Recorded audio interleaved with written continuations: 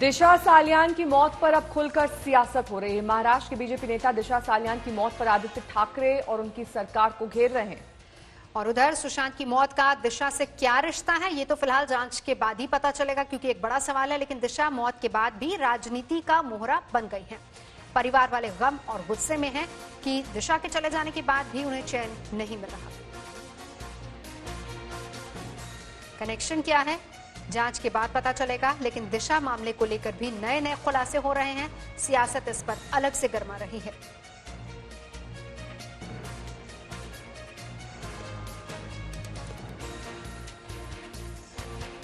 सुशांत की खुदकुशी का दिशा से क्या कनेक्शन है, ये जांच भी है। जो जांच के दायरे में तमाम सवाल हैं जिनको लेकर अभी पड़ताल फिलहाल की जाएगी।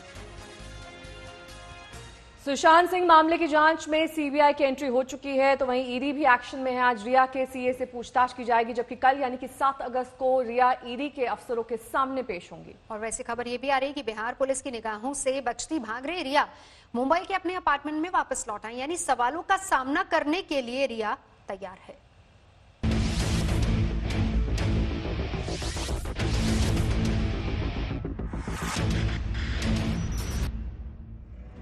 8 जून दिशा सालियान की खुदकुशी, बिल्डिंग से कूदकर दिशा ने दी जान। 14 जून सुशांत ने की सुसाइड, फ्लैट में पंखे से झूलकर सुशांत ने दी जान।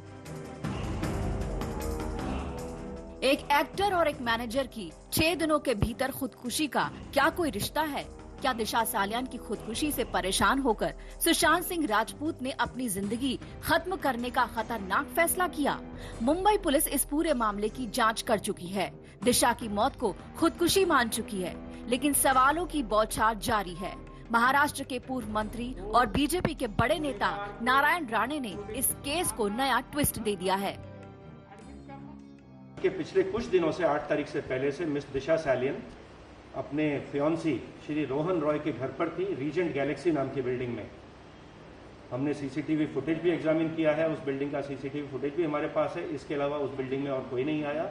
घर में 6 लोग थे जब रात के समय ये घटना हुई कि मिस दिशा सालियान को बिल्डिंग से खिड़की से नीचे गिरा हुआ पाया गया, जिसकी वजह से उनकी मौत हुई। आज लोगों के बयान लिए गए हैं, उनके पेरेंट्स के बयान लिए गए हैं, और सभी के बयान में यह आया है कि अभी तक इसके बारे में कुछ भी सस्पिशियस नहीं पाया गया है।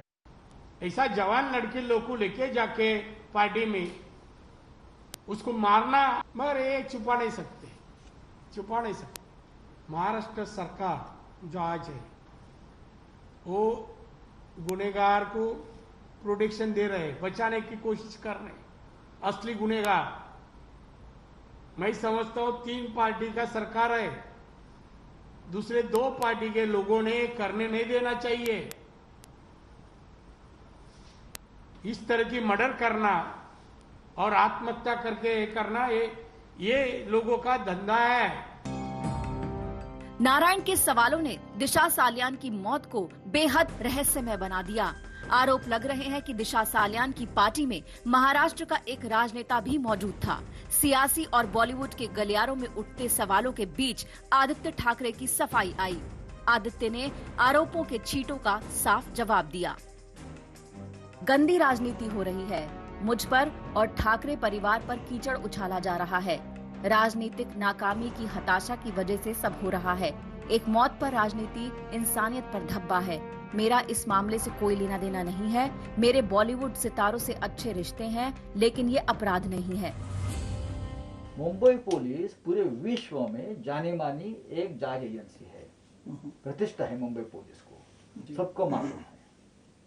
तो फिर भी आप ये करना चाहते तो उसका मतलब आपने एक निर्णय ले चुके थे पहले ही, राजनीतिक उसका माहौल बनाने का, राज्य की सरकार को बदनाम करने का, बिहार वर्सेस महाराष्ट्र करना, ये सब पहले से ये स्क्रिप्ट किसी ने लिखी। सवाल उठता है कि आखिरकार दिशा सालियान के सुशांत सिंह राजपूत से क्या और कैसे रिश्ते थे।